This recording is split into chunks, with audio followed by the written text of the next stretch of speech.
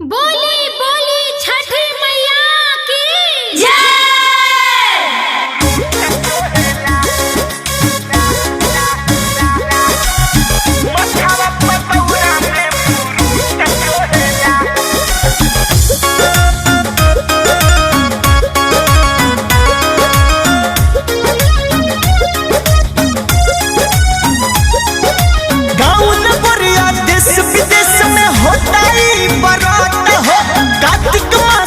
शुरू होने आवे परब छोट हो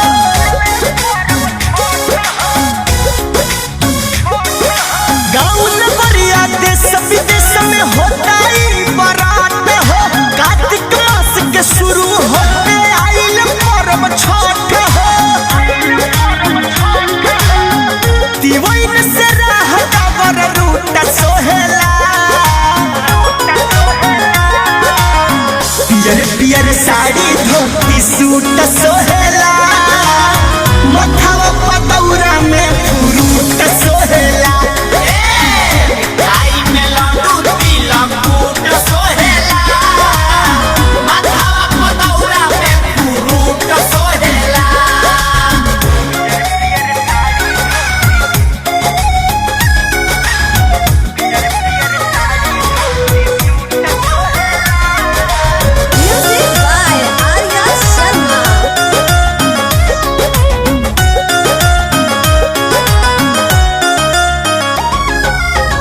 सब पोखरा के आरी साफ करे धूर माटी झारी हसुआ खुरपी कुदरिया चलाई के छिले लोग दूबा पारा पारी। का हो चाचा अपन घाट और साफ कोइला कि ना साफ करके पोखरा के घटिया सानी फेर काचे काचे मटिया बेदिया बनाई के घटिया सजाई के छठी माई के जो है लोग बटिया बोली छठी मैया की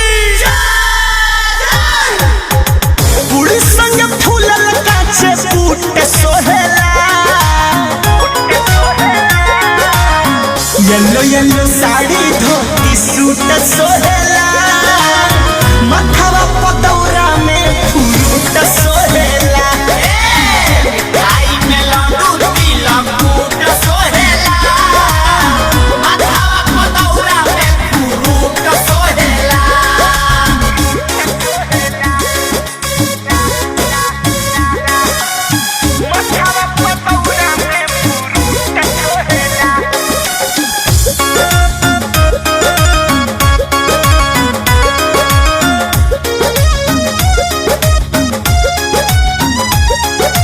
अरघ दियाला दुनो बेरावा सुपुली में भरी से केरावा पोखरा के आरी दिया बाती जारी जाला सभी करे नहीं देरावा।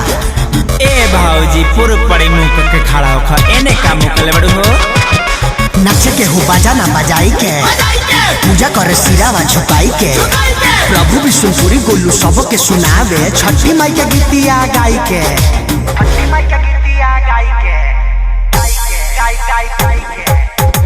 बजला